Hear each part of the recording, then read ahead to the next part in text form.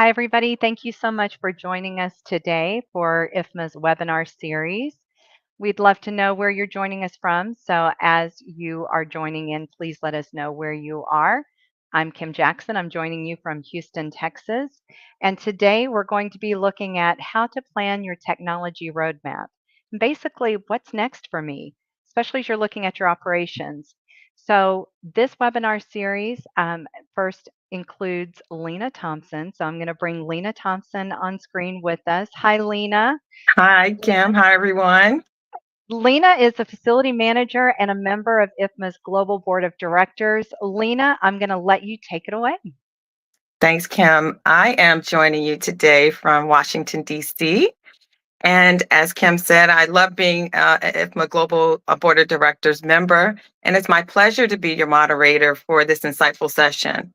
As a strategic thinker with over 30 years of experience in facilities management, I've had the privilege of working extensively in both the public and nonprofit sectors. Excuse me. My passion for maintaining the built environment and improving workplace strategies has driven my career, and I'm excited, really excited to share this platform with you today. So in this session, we'll explore the essential steps for planning your technology roadmap, focusing on your dynamic 365 field service. Our goal is to provide you with practical strategies and insights to enhance your operations and achieve operational excellence.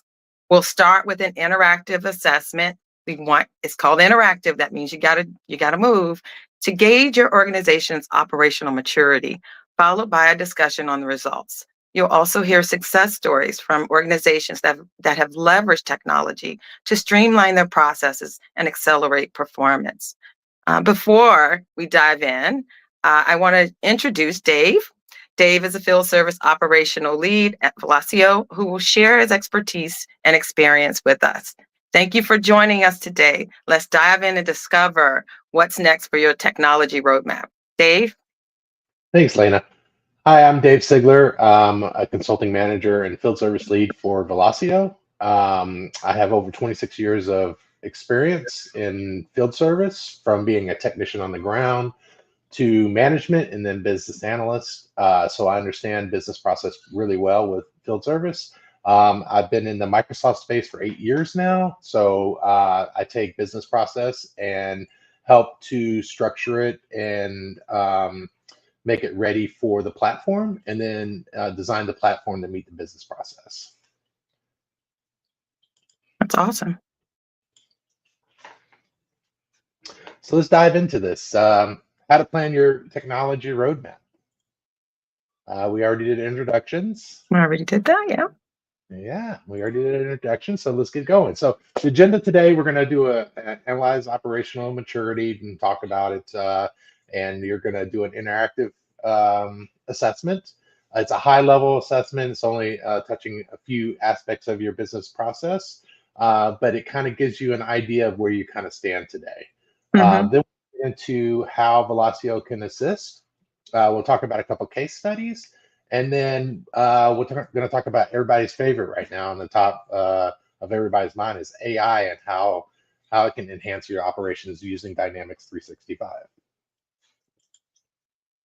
So analyze your operational maturity. So right now, we're going to lead you into an assessment. You'll see the QR code on the screen. That should take you to an assessment. It's a five question assessment. Again, it's high level. It's only going to touch a couple pieces of your operational your operations and kind of walk through. So why do you want to? So why you take that? I'm going to keep talking so you don't have open air. So why should your field service operations be improved? Well, number one is you want to gain process efficiencies. You definitely want to try to silo. I mean, you don't want to silo. You want to look at it holistically, and you want to know what your impact on the part of your part of the operation impacts things downstream. Perfect examples of this is data entry. So you definitely don't want to. You want to kind of instead of silo, you want to kind of like narrow the amount of data entry you do. For instance, you don't want to do double data entry, like taking an account from one system and putting account information into another system, because there could be data loss, there could be errors, you can run into all kinds of issues. So you want to kind of streamline it and make it more efficient. Mhm.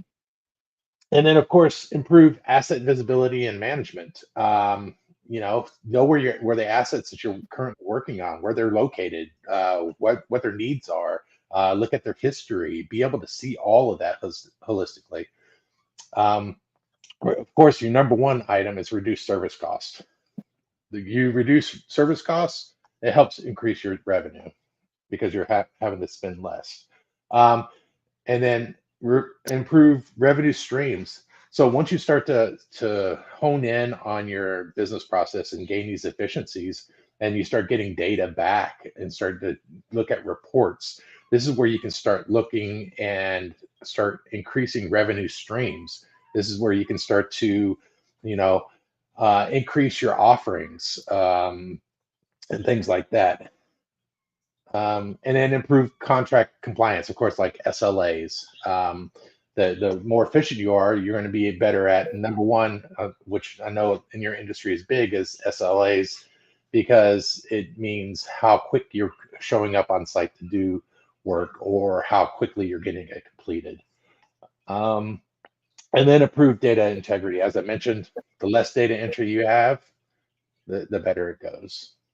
Hey, Dave, I had a quick, I guess looking at your bullets here, I think I know as a facility professional over the years, the reduced service cost is definitely at the top of the list, especially now.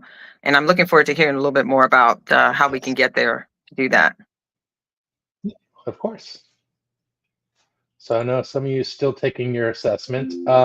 So what you're taking now is a brief assessment and just kind of gives you an idea of bits and pieces of your operation.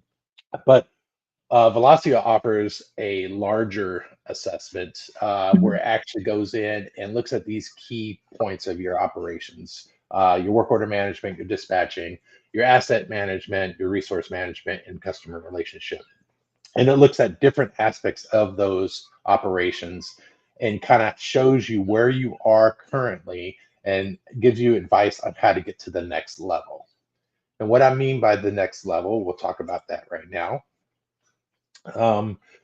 So you're overall, you want to be best in class. You want to be the best of the best. You want to lead your industry and your market, because that's, everybody else is looking up to you. Then so we'll start from the bottom, nascent. So you're lacking efficiency at that point. You're a lot of manual pieces. You're having to do a lot of swivel chair, we call, where you're having to interact with different platforms to get your job done, and it's you're losing a lot of efficiency. Then you go up to the next level, you're merging. So this is your business process is a little more efficient, and you've got major improvement additions required to reach the best in class. That could be adding new scenarios and other aspects to your business process to meet. Then the competent, you have a highly efficient business process. You have a well-defined business process. You have minimal improvements required to get to that best in class. And that best in class could be just adding some automations to even make hone in on your business process even more. All right, so are we ready to dive into the assessments? Or I'm curious what the data looks like out there. So I know there's a lot of individuals on this call, so we're not going to be able to go through everybody's assessment and give you feedback on every one of them. So what I did was just created a high level report on each one of these questions, and I'm going to walk through each one of those, and you're going to see where you kind of land within those. Dave, while you're doing that, I wanted to just share when we were looking at this pyramid, and you think of yourself in this situation and how potentially maybe your organization has grown over the years. I know I started at nascent because I remember paper trails and, for a work order. So I remember all of that. I remember how painful it was, and moving into being more competent and best in class. And really, this software tool, I found it quite intriguing, and I'm so excited to learn a lot more today. Of course. Thank you for that. You're welcome. All right, let's dive into it. So, work order creation process. Again, this is a small piece of your work order management. This is just the creation piece. The first one was work orders manually created. Of course, paper-based. Your techs are working through. They're working through spreadsheets or items like that, and there's no ticketing system. So you're definitely going to be nascent. You need to. And improvements is just you're going to have to add a ticketing tool, so some kind of a software or CRM, and define. And you're going to have to define your process, at least hitting 50% of your scenarios. So it's going to be your high level, like your number one scenario. Like, this is what we do on a daily basis. Is we get calls, we go out, we fix, and that's your number one. Now could be other scenarios like PMs. There could be other scenarios that you don't necessarily hit most of the time. So, but to get from that nascent to that emerging, you should help define that number one process. That is your go-to. That is your day-to-day operations. And of course, that's going to end up decreasing manual data entry and improve the process efficiencies for that scenario. Now we get to the next question. Manually created, but it's an electronic system. So what that means is you have a coordinator or someone that receives emails, calls, but they enter the work orders. So of course, the next going from emergent to competent would be to find a way to automate that. That way, when the calls come in, the emails come in, work orders are automatically created. And you also want to get to a point where you're at least hitting like 80% now. Now we're talking the 80-20 rule. If everybody's familiar with that, is you want to hit like 80% of your business process and have that well defined. And then, of course, the reasons for improving is removing most of your manual data entry and improving process efficiencies for majority of your scenarios. And that's where I was talking about. You have your break fix, but then you also have you can include your PMs now, right? And you can build upon on that initial business process. Hey, Dave, I have a request. If people are comfortable, would you put what your level is in the chat? Are you competent, emerging? I know you filled out the survey, but this is a little more interactive. We can see where people are in the chat. If you're willing to do that, it'd be great. Great to see. Yeah, definitely. Thanks, Lena. You're welcome.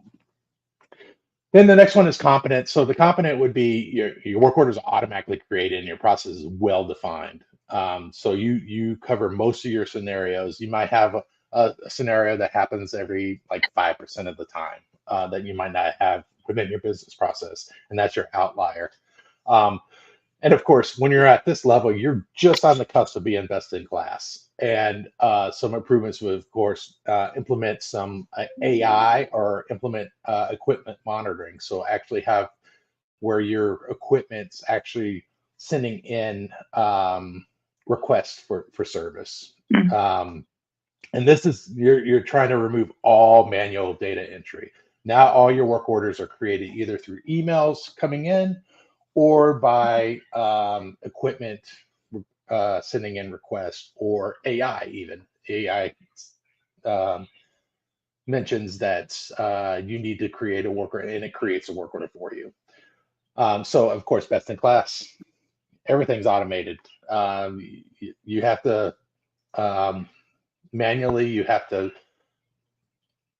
touch the system and enter data minimally. It's very minimal. You have to actually enter creation. Okay. That makes life easier. Yeah, exactly. So let's talk about the scheduling process. So nascent, you're going to be scheduling through spreadsheets, software-based calendars, with no visibility into your technician's availability. You're just throwing stuff on the calendar, making sure that somebody can get out there, and you're having to manually call and make sure the technician is available and let them know that they have a job they have to go do. Of course, improvements would be getting into a software scheduling software system, so it shows your technicians and shows where they currently are and or what they have their capacity is for the week. And next would be scheduling with software to show your availability. That would be emerging. So that's actually seeing a software. It shows where your technicians, what jobs they have, and everything. But the piece that's missing on that is there's no alignment. So what I mean by that is the coordinator has to know this technician can go to this site because you need a HVAC person, right? A skill set of HVAC. So there's nothing in the system that aligns that, saying that we need a work order is created for an HVAC tech, and here's your HVAC techs that are available. So that would get you to the next level, the competent. So the competent is having software that does that for you, where you can actually say, I need this work done. Here's a list of technicians and their availability, and you can schedule them. And then, of course, best in class is when you have automation where you can just every night it runs, it looks at the available techs, it looks at the jobs that are required to get worked on the next day, and it auto creates the schedule for them. And it also optimizes their routes. It optimizes by priorities and everything like that. We good on that one? Oh, listen, I like how you just have that one bullet. Best in class. Boom. That's it. That's all you need. That's all you need. That is all you correct. need. So now let's talk about your inventory process. I remember when I was working, we really didn't have anything. It was just like a checklist that I used to have as a technician, and there was no like rhyme or reason to it. So I know the company lost a lot of money, and that would be nascent, right? So nascent is tracking your inventory, parts on hand by the tech, but there's nothing in place to drive min max or replenishment. There's constant, you're having to constantly do manual audits to see what's in the truck or what the technician has or what's in the inventory in the warehouse. Just a lot of manual steps. So of course, reasons for improving that would be additional costs associated with the lost parts in the last minute shipping, because at that point it's a lot of, instead of knowing what the technician has on their on them, there's a lot of parts ordering. I'm on site, I need this part, rush ship. Of course that increases your cost. Then the next one is emerging. So that one is you're tracking inventory through spreadsheets that are updated by technicians. Again, a lot of manual process, but at least at that point you kind of know what your technicians should have on site. But again, manual audits again. No min max levels driving anything. Next level is competent. So this is where you actually have software, and that software can show you what the technicians have and updates when the parts are used. That way it can drive in the background, it can drive your min max, and you can see that technician for widget A is hitting the minimum, you have to replenish them. So you manually go out there and do that. And then of course, best in class, that would be software that drives all that for you, automates it. That way a technician goes on site, they have to use widget A, they use it, it's allocated to that job, and then in the background, the system notices that it was allocated for that job and used for that job, and it automatically replenishes it for them, and it's already shipped to them.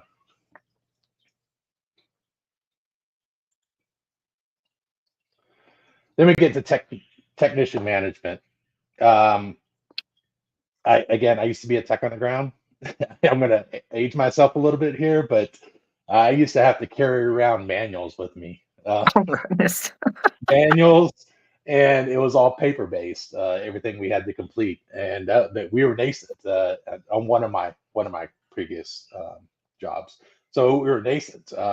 So we had no mobile capabilities. So I would show up on site. Mhm. I would, if I needed to learn to troubleshoot, I had to open up a manual, look through it, and do the troubleshooting. Um, and actually had to write out all on the paperwork what I did, what was replaced, and things like that. So we were nascent at that time, and Mhm. that's pretty much what we're talking about as far as nascent. You're doing the paperwork, and of course that you could lose paperwork. Paperwork can get damaged. So um, getting that information back so you can start to figure out what was used, do the invoicing, or even start to track like what was replaced. That way you can start looking at your failure trends and stuff like Mhm. that, or it makes it more difficult. Then we get into the emerging side.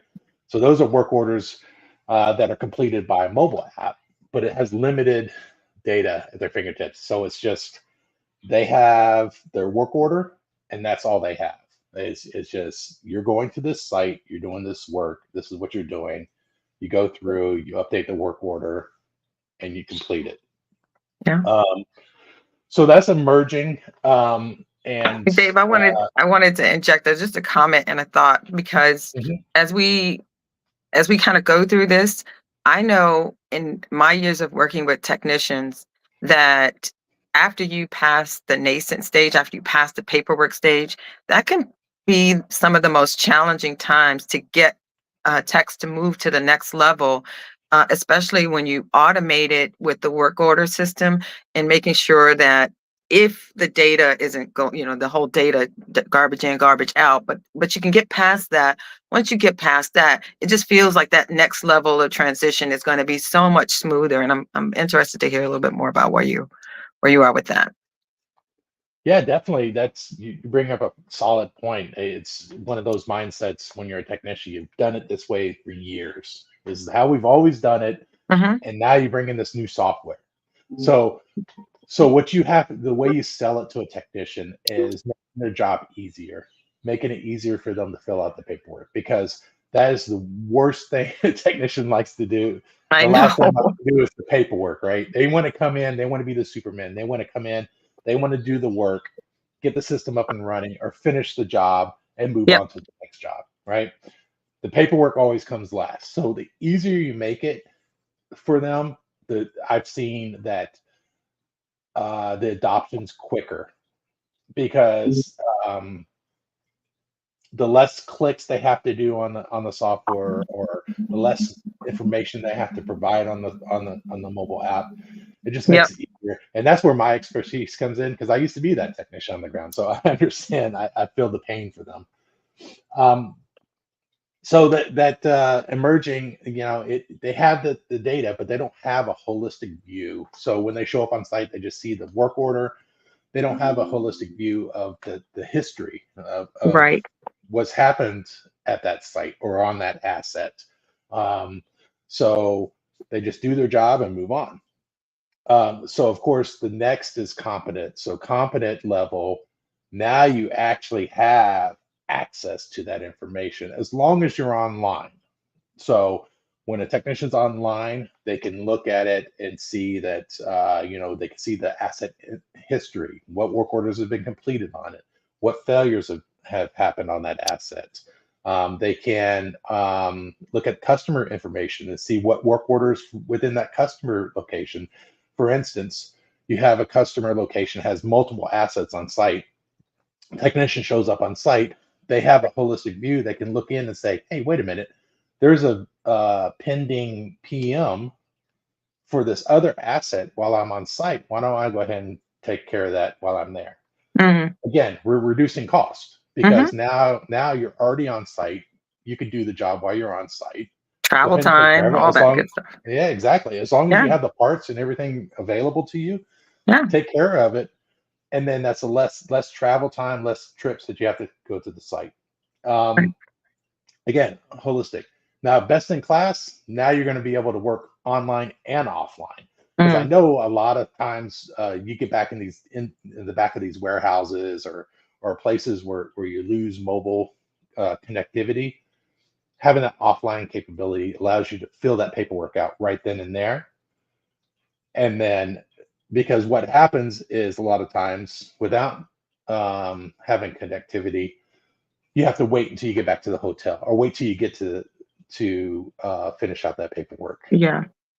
At that time, you could lose like, oh, what did I do on that asset? And Hmm. the data is not as clean. But if you do it real time while you're up there, you get better data.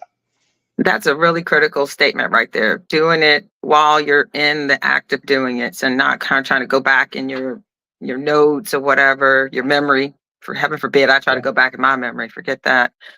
Um, that's critical. Yes.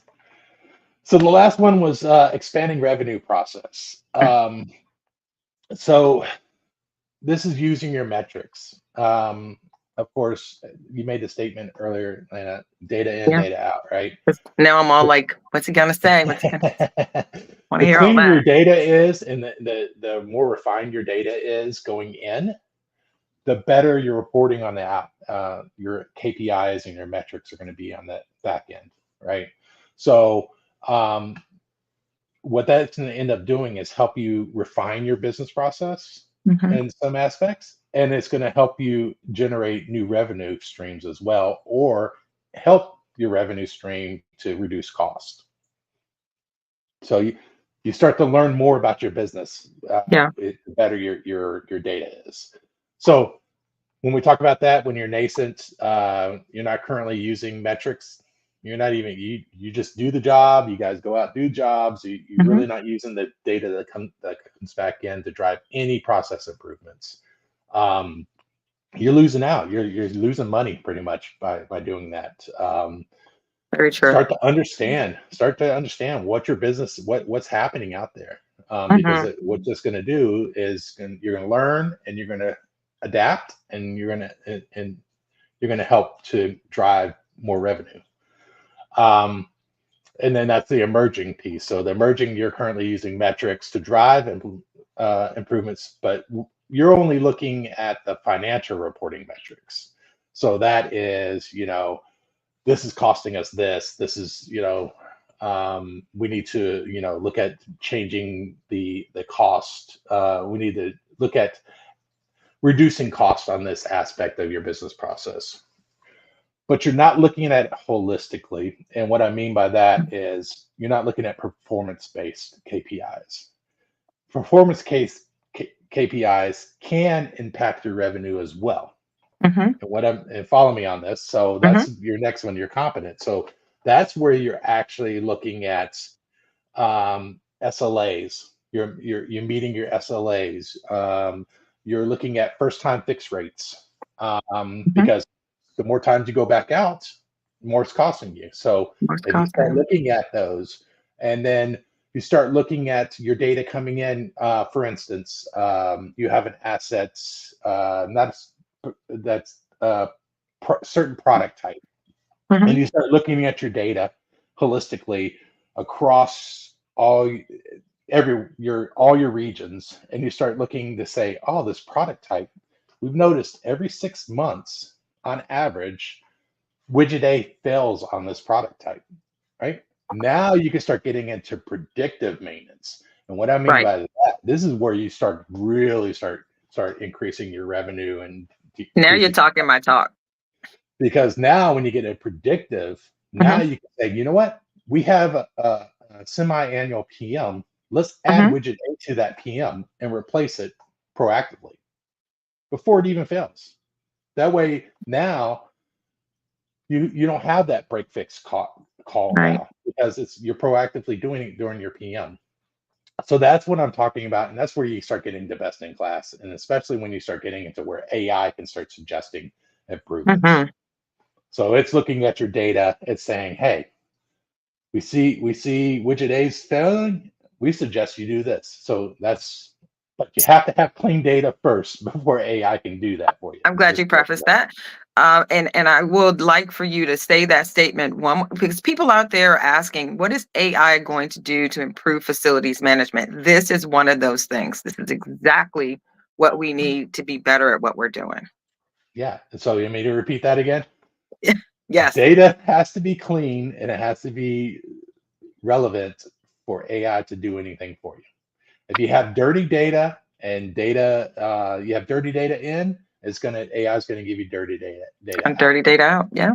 Yeah. So, all right, I think we're All right, good on this. So we're Yeah. ready to move on. So hopefully that helped you on your assessment.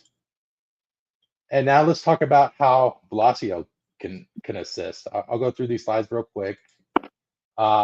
So just a little bit about Velosio. We have over 4,000 clients, 500 employees. We have a 96 client retention rate. We've been in business for 33 years. It's been different names, but Velosio at the core has been there. We're in the inner circle with Microsoft, which means we're one of the highest level Microsoft partners. And as you see on the right-hand side, it says among Microsoft's top 1% of partners. So we're recognized on the finance side for BC. We're the number one rated partner for the BC side. And last year we were recognized as one of the top field service implementers for Microsoft. Congratulations. Thank you.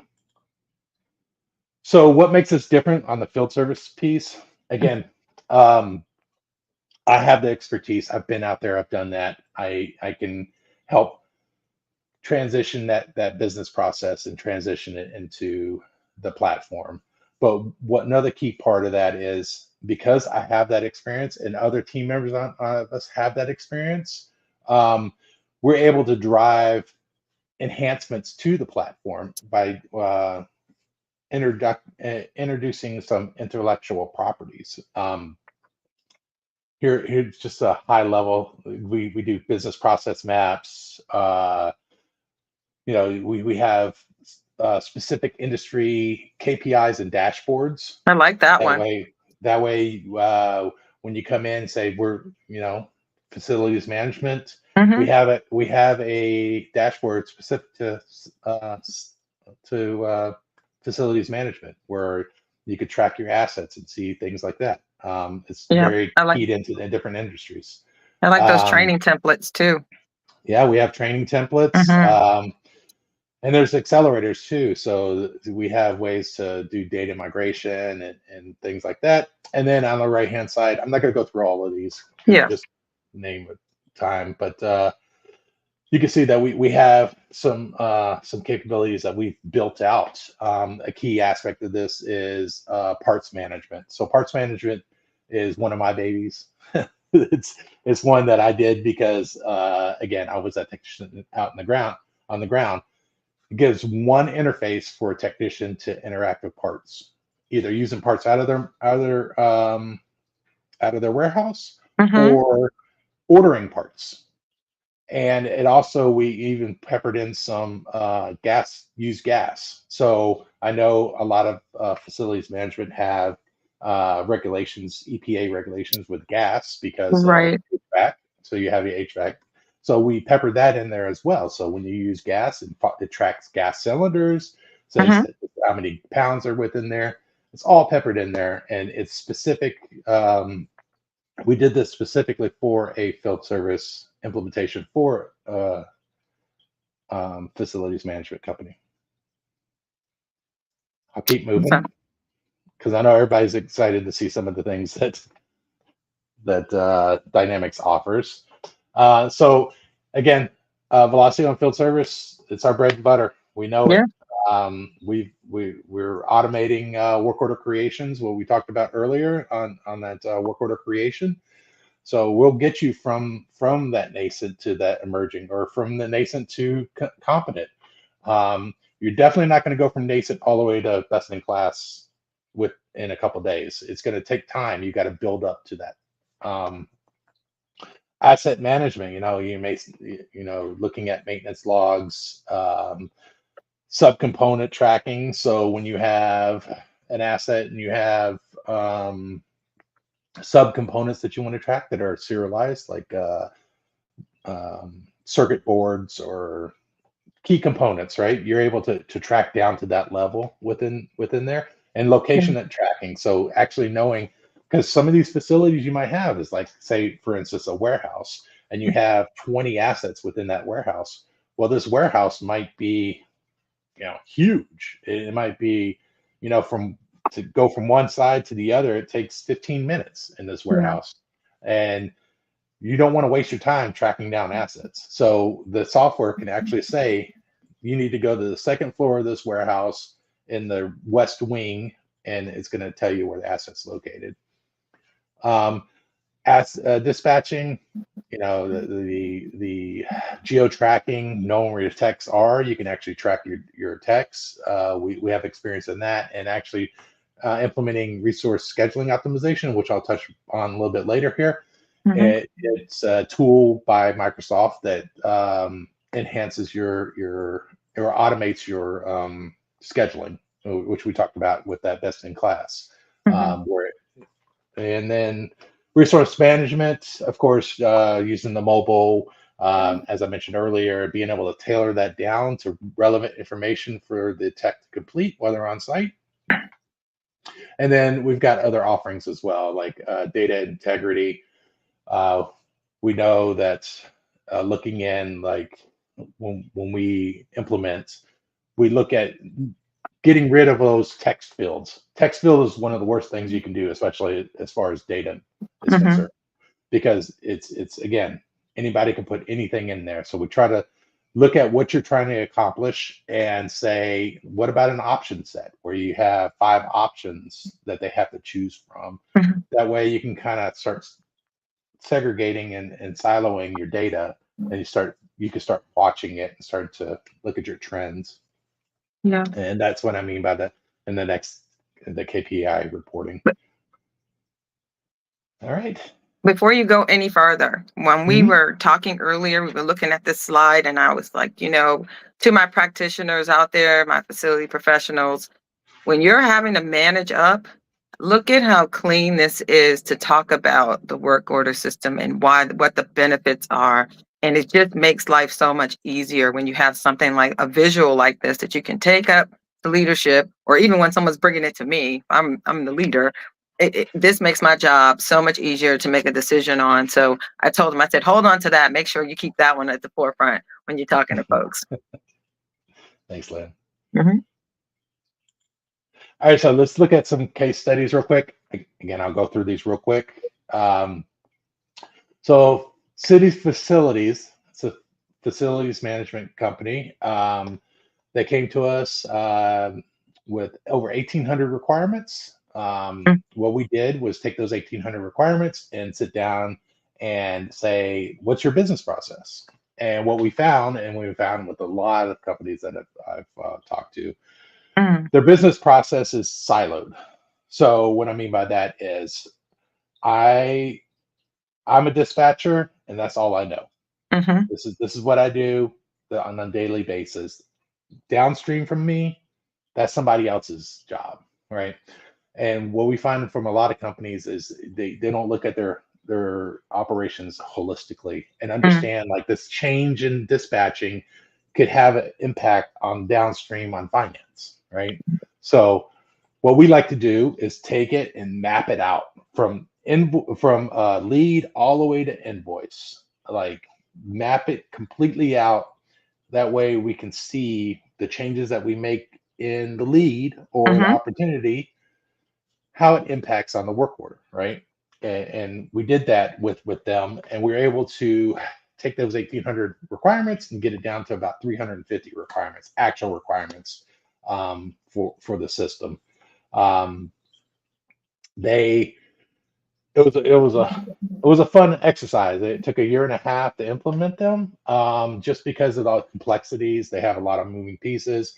They had at the time they were doing over 10,000 work orders a month for one business unit. That's amazing. they have multiple business units, but the one that we implemented did over 10,000 work orders a month. So a lot of moving pieces, and they used some. This might resonate with some out there, but they used service. I'm trying to remember the name of it. But they use a third party that their client would generate work orders in and would have to implement over to Dynamics to create Wow. it. That's Yeah, complicated. So it was complicated. That's complicated. And really, when you talk about silos, I think you gave a very good like visual of that's over here, they're over here, and we're over here, and they are not talking to each other. Correct. That's totally inefficient. Correct.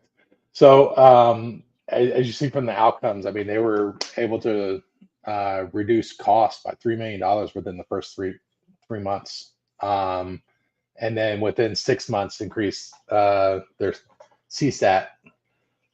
And with 6 months, they increased revenue by 11%. So they took their system. There was a lot of manual pieces. And, you know, Lena, we talked about this earlier, and I said I think they were competent, but I think they were more emerging because they still had a lot of manual pieces. Okay. A lot of, they had what I mentioned earlier, a lot of swivel chair. They were using, I think, 5 different platforms within their business process. That's so there was a lot of data they had to key in from system to system, and there was a lot of issues with their data. But I was gonna say, a lot of margin for error. Lots of margin for error. So what we were able to do is put them on one platform, Dynamics, and now their data streams from lead all the way to invoice, all within one platform, and it carries on.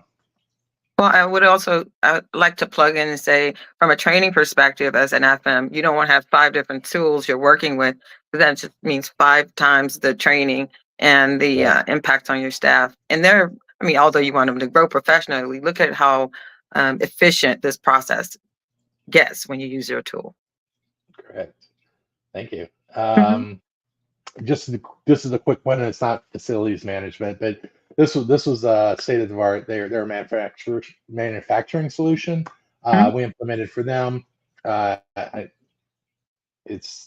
came in. They needed field service. Again, we helped them map out their business process. They really didn't have a business process. We helped map it out, and then the outcomes, of course, within 6 months, they had reduction of cost, and they went from being, this is key, especially for anyone providing service, and this is why I put this case study on here. You want to go from being a cost center, most service locations are cost centers, and you want to become a profit center. I don't know how many people out there heard that last one. You want to go from cost to profit. That is ideal in facilities management. Ideal. So that's why I put this up here, because they were able to do that by implementing this and understanding their data. I keep saying that, understanding their data, they were able to drive enhancements and efficiencies to start making more of a profit than actually being a cost center. Right. All right. I know this is what everybody loves to hear about is AI. So let's talk about this real quick and what Dynamics Field Service brings to the table. So Dynamics Field Service AI, they have Copilot in Field Service, which I'll demonstrate in just a minute here. Some streamlined work order management, some integrations with the tools like Outlook and Teams and tools that most of you are probably familiar with. Empowering the frontline workers so they have to go into the mobile device. Resource scheduling optimization, which I mentioned earlier. And then they have suggestive process improvements, which if you heard me earlier, I was talking about that, right? The data's there. As long as make that data work for you, right? It's so different from most tools that are out there because you just put the data in and then you got to figure out how you want to use it. This sort of intuitive way of responding back by AI saying, hey, this is what's happening. This is what direction you need to go in. I think that's so special. So what I'm showing here is an actual list of work orders. Copilot's embedded, as you see right here. You can ask it a question. You can say, how many work orders are service type? or what work orders are service type for tomorrow. They're scheduled for tomorrow, and Mhm. it'll help silo those data points for you. This is actually one that actually, oops, is it going to actually show it? I don't think it's going to show it. This slide here is showing how you can get a work order summary, Mhm. and it's embedded here, Copilot. You could generate a recap. So this is supposed to play, but it's not playing. But you click on this generate. Say you're a manager, service manager. You don't want to go through each one of these work orders and dive into each one of these fields. You want a summary. You want to find out what was replaced or who was scheduled or anything like that. You can hit this generate recap, and that recap's going to give you a synopsis of that work order. So Mhm. that as a manager, you just read through the synopsis. This work order was at this location. This is who worked on it. This is what was replaced, and stuff like that. That way, you don't have to go through. This is supposed to be automated video as well, but this one here is an integration with Outlook. So Mhm. what's nice about Microsoft, because they work with Outlook because it's a Microsoft tool, it's integrated with Outlook, so you don't even have to leave Outlook to interact with it. If you want to work on from Outlook and create a work order, so you have this email come in, you say, you know what, I want to generate a work order off of this. You can see that little Copilot symbol. You click on that Copilot symbol, it's going to help generate a work order for you. This is where we talked about with the automation. It's going to create a work order. And what's even better than that is once it creates that work order, it's going to give you a suggestion of who can work on that work order, who's available.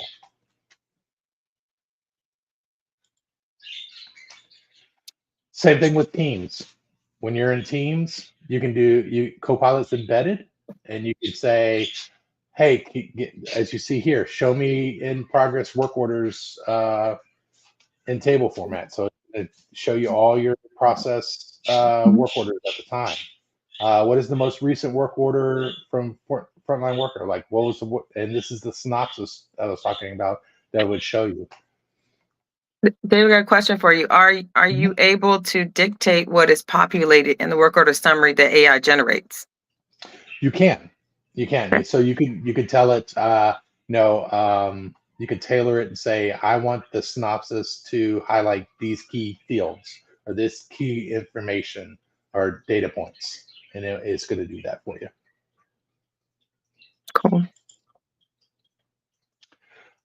This is where it's teams, and as you see, it's populated here.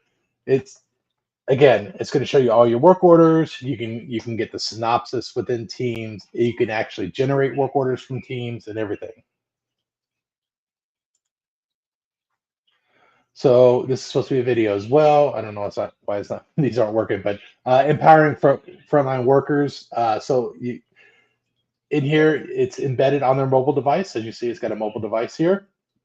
So you can select suggestions like I'm on site. I need a suggestion on this. On this work order, I've run into this problem. Widget A seems to be working, but it's throwing an error. What do I do? And it can reach into your knowledge base or even URLs if you align it properly, and it's going to bring that information to that frontline worker. Mm-hmm. And then the frontline worker update. So this is a cool tool right here. AI, you can take as a technician, you could click on the AI button and talk Mm-hmm. into your phone, and it's going to populate all the information on your work order for you. Wow. You don't have to sit Wow. there and type in and go, oh, I need to add this field, I need to update this field, this field, this field, this field. That's You just amazing. say, as a technician, you hit the AI button, you say, hey, I'm working on asset blah blah blah. I replaced this, I did this and that, and what it does, it goes back in the background and updates that work order with all that information. Dave, I can hear people in the background just like, yeah, great, fantastic. I'll But make the noise again, for him. And again, I want to preface again, your data has to be set up properly to do Correct. this. Correct. And here's a route optimization. I just took a screenshot up here. So this is a not, if you look on the left-hand side, this is not optimized. As you see this, Mm, this resource, that R9 is where the resource is starting location. okay. They go to that first work order, which is number 1 up near Roswell. And then you see 2, and then you see they're all over the map. They're Mm-hmm. driving, there's no straight line. They're driving all over the place. Gosh. And they were only able to complete 5 work orders for that day.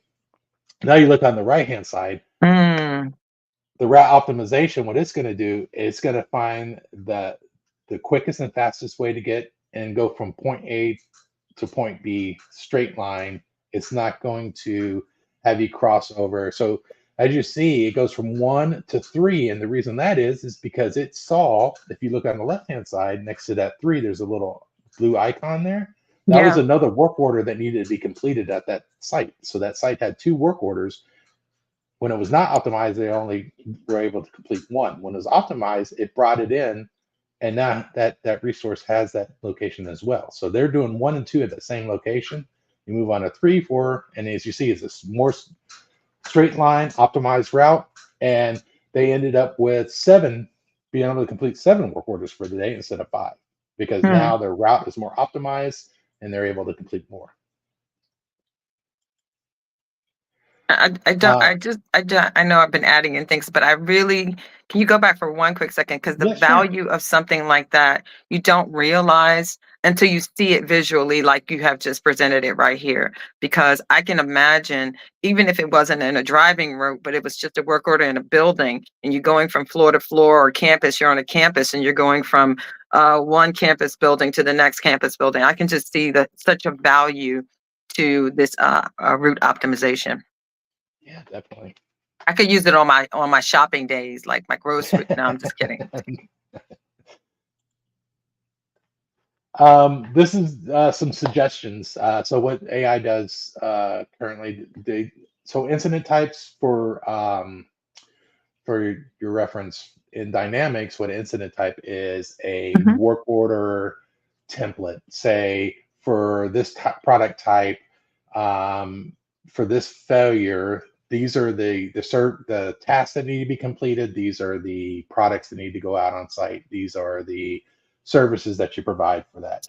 And what this Mhm. does, the AI looks at it holistically and says, we notice that this incident type has a sub incident type. We notice that when Mm. you go out there, you're doing this other task, and it gives you suggestions like, hey, you might want to create a new incident type, or Hmm. maybe you want to update that incident type to add that new task. So it gives you suggestions on there. As you can see in here, the suggestions, it says consider adding the service, consider adding the product, things like that. So it helps you enhance your capabilities. So when you go out to repair HVAC for, we'll say, not cooling, Mhm. I'm generalizing it, but you say not cooling, and it notices that every time you go out there, 75% you're replacing this one product. It's going to Mhm. suggest, hey, maybe you should add that product to that so that you have it on hand when you go out there, just in case for that type that you have to replace it. So, Dave, how Again, does the AI know how to schedule the correct technician for that job or for a job? oh, so if we go back to that, so what it does, it uses, again, data, data. Data. Um, Okay. yes, it uses, so it has algorithms in the back, and Okay. it has like a bucket of who, what, and where, and it says the who, it looks at their skill set and Okay. aligns it with the work. It looks at their capacity. It looks at their location, Okay. um, and there's all kinds of key aspects that it can do. And what's nice about the route optimization for Dynamics, you can kind of tailor. You could say, I wanted to streamline driving distance first, Mm. or I wanted to prioritize high priority first. So you can Okay. kind of tailor and change those. Okay. I know we're starting to run a little close on time, so Getting close on time. Yeah. yeah. Thank you. So predictive work duration. This is just looking at your holistically all your different types of work, like your incident types, and saying, you know what, we see that this job you have it that it takes 2 hours. Well, on average, it's taking an hour and a half. So now you can Mhm. reduce that time. So when you go to schedule it, now you know that you're scheduling for an hour and a half instead of blocking off 2 hours for that technician. And I think that's it right now. Do you have any other questions, Lena?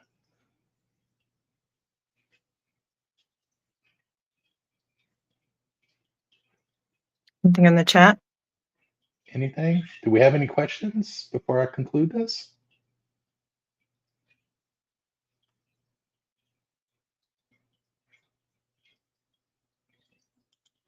It's quiet. Huh? Well, I Quiet? want to say thank you so much, Dave, for very comprehensive, a wonderful software tool that I think any facility professional, no matter what level you're at, would absolutely benefit from at least experiencing it and understanding a little bit more how it would integrate into their business model.